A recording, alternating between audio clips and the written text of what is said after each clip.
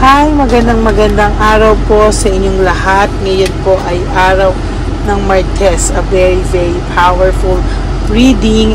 Yan. Kamusta po kayong lahat, no?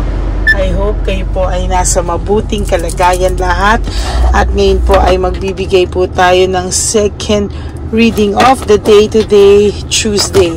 Ano po kaya ang makikita natin sa second reading of the day today? Yan.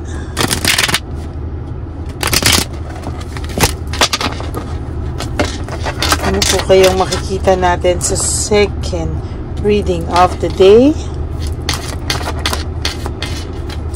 Wala pa rin pong sky cable.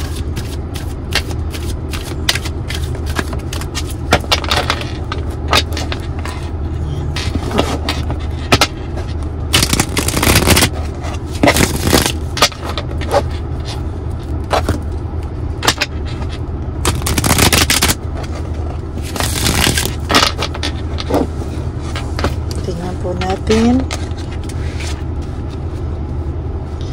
Pili po tayo ng 10.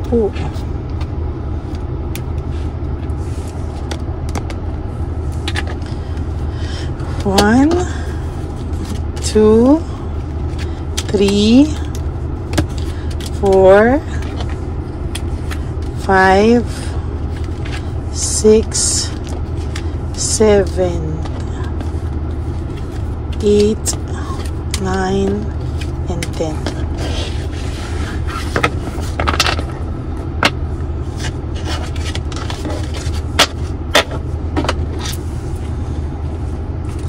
Okay, tingnan po natin naman ang isa, no, ang isa nating cards.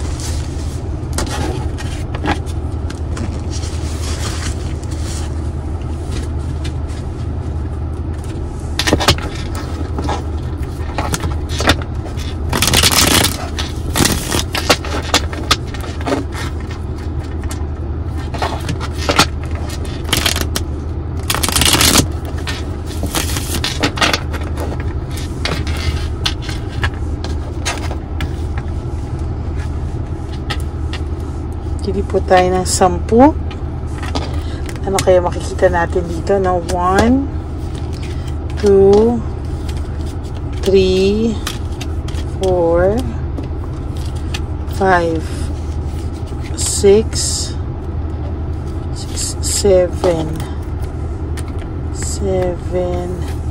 8, 9, and 10.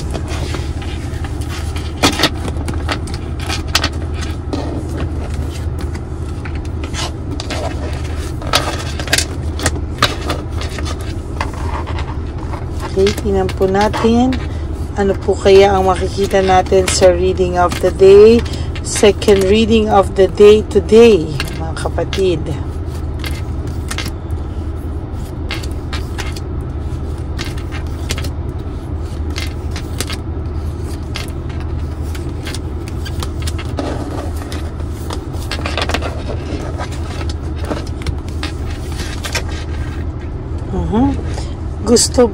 Gusto ka po nitong kausapin.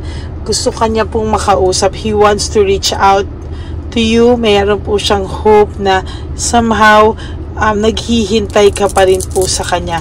Nag-hope po siya na naghihintay ka pa rin sa kanya. No? Despair and reaching out. Gusto niya pong gumawa ng move pero hindi pa daw po sa ngayon. And as a matter of fact, nahihirapan po siya kung ano po ang diskarte na pwede niya pong gawin sa iyo. Hindi niya po alam kung ano po ang pwede niyang gawin sa ngayon. Pero meron po ako nakikita talaga dito na gusto niya pong gumawa ng paraan. Natatakot lang po talaga. Punong-puno po ng takot itong taong ito sa iyo sa ngayon. No? Nag-hope talaga siya nahihintayin mo pa rin siya no? Although meron po siyang mga nararanasan na difficulties sa kanya sa ngayon, may doubts po talaga siya and may lack of satisfaction po ang person na to na nararamdaman niya. Meron po siyang doubts if mahihintay mo pa rin daw po ba yung pagbabalik niya. As a matter of fact, takot po ito, no? Takot po ito sa totoo lang, no? Na bumalik or makabalik. Ayan, no? Takot siya. Everything in life is connected. Ayan, no? Parang ngayon po lahat po dito ay meron po akong nakikita na parang takot siyang mag-communicate sa'yo, no? Takot siya mag-communicate sa'yo, or maybe takot din siya magpatulong sa ibang tao because alam niya po na galit na sa kanya yung mga ibang taong malapit sa'yo, no?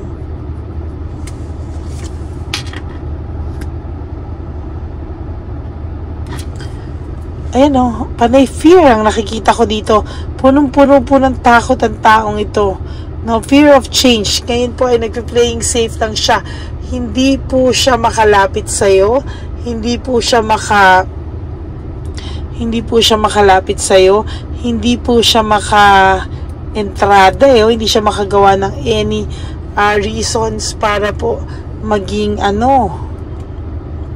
hindi po siya makagawa ng kahit na anong diskarte. Hindi po makadiskarte ang taong ito sa ngayon.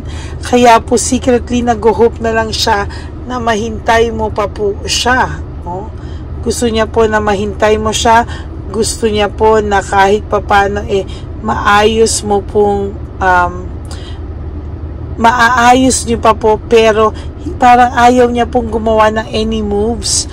Parang ang gusto niya pong mangyari is hintayin mo yung pagbabalik niya at tadhana po ang gagawa ng way or ng move para magkita kayong dalawa. Ano to? Sa pelikula ko lang po napapanood to, no? Wag nga po siya dyan. Parang ang gusto niya po is somehow magkikita kayo sa isang lugar, magkakatitigan kayo, mag-uusap kayo. Oh my God! So, tigil-tigilan niya po ang panonood ng telenovela ng Korea, no? Kasi ayan po yung mga naiisip niya, yung magkikita kayo, unti-unti kayo maglalapit at magkakamustahan, and then from there magyayayaan kayong kumain or magkape, pagkatapos mag-uusap kayo hanggang maging maayos ang lahat. Hindi po ganyan ang totoong nangyayari sa totoong buhay. As a matter of fact, talagang kung makikita mo po, ayan o, gagawin mo po talaga lahat para para maging maayos yung buhay mo, para somehow makapag-move on ka.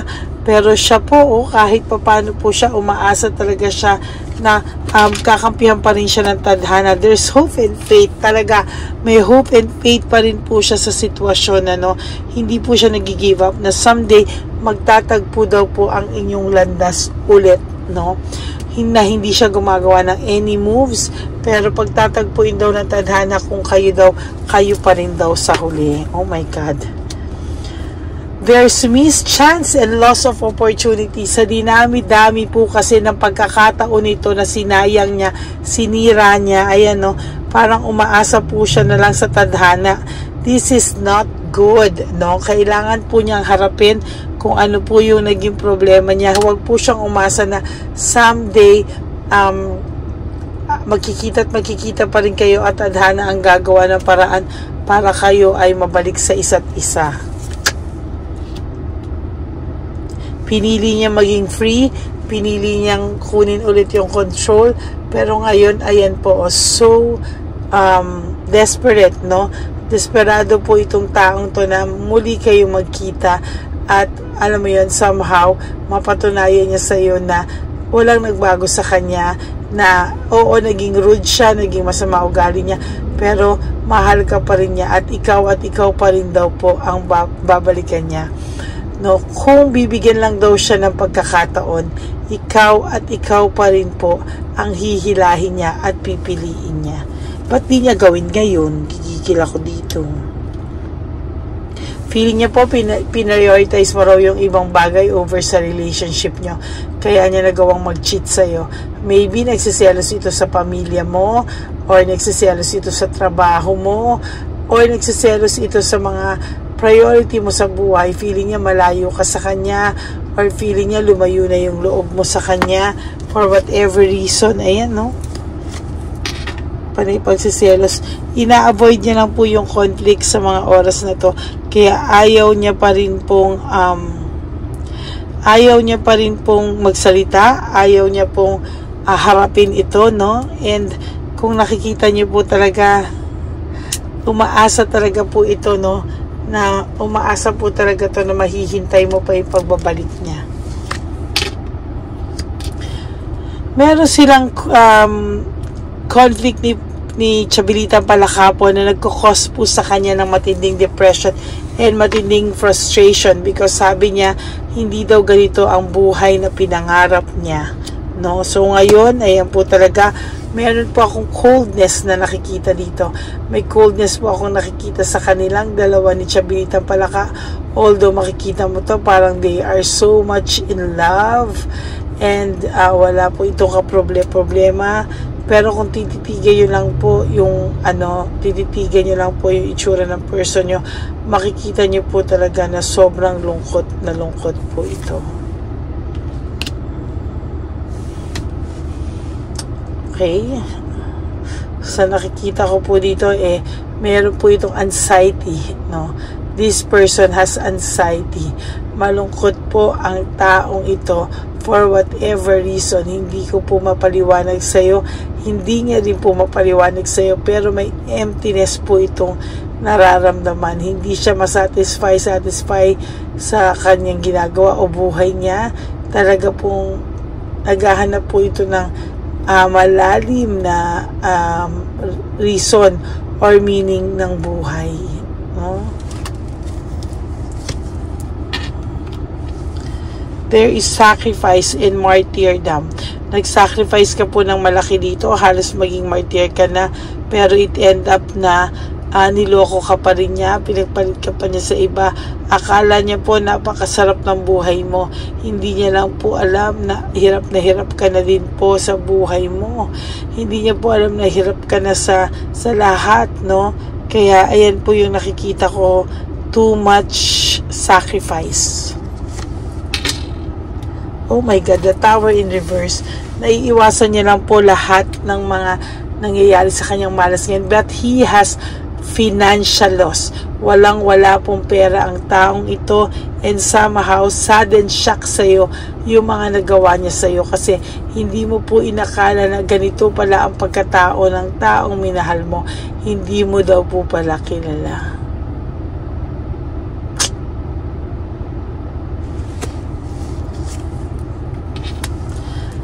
Lack of balance, no? Napaka-imbalance po ng samahang meron kayo sa ngayon. And to be honest with you, hindi niya po matatawaran talaga o hindi niya po masasabi sa iyo ano po ang nangyari sa inyong dalawa ng person mo, no? Palagi mo pa rin po naiisip yung person mo. Ang isipin mo po yung ginawa niya sa iyo. Ang isipin mo po yung mga sleepless nights na talagang naghihintay ka sa pagdating niya. Alam mo po, malungkot po itong barahan niyo, no? Hindi niya po makuhang umamin na siya po ang may problema sa inyong dalawa.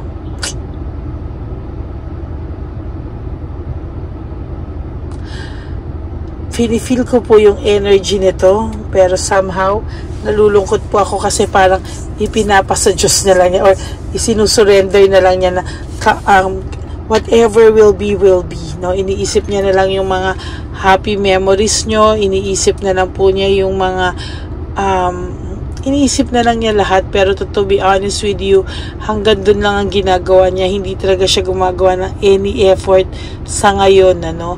Because naniniwala po siya na ibibigay sa tamang panahon kung yan ba ay talaga para sa kanya, yan bang babae na to, or meron siyang bagong masasama na sa haba ng kanyang buhay.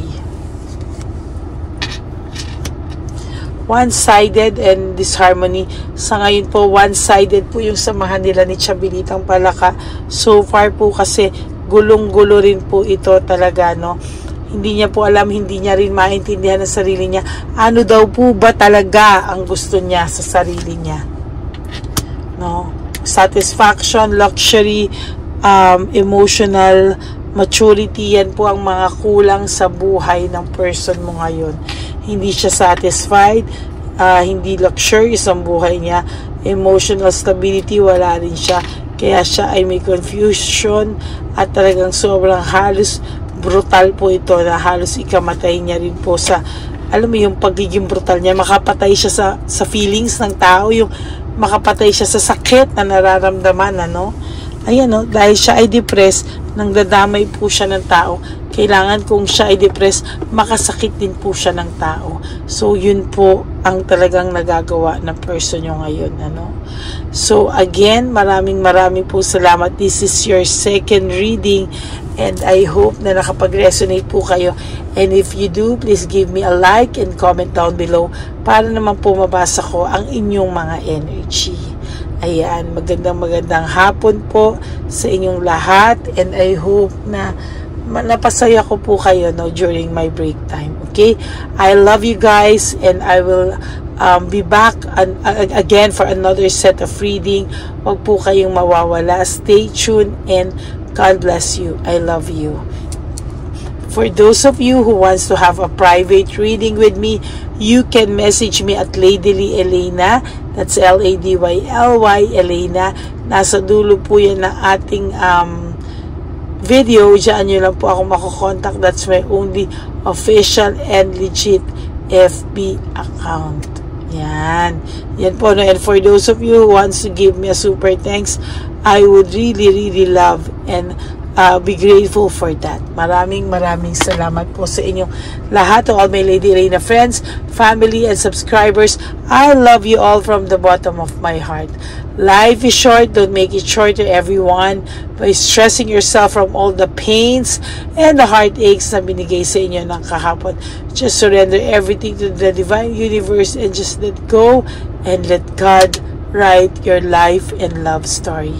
Okay, I will be back for another set of reading. Huwag po kayo malulungkot. Have a happy heart. Still enjoy your Tuesday. I love you all. God bless you. Bye!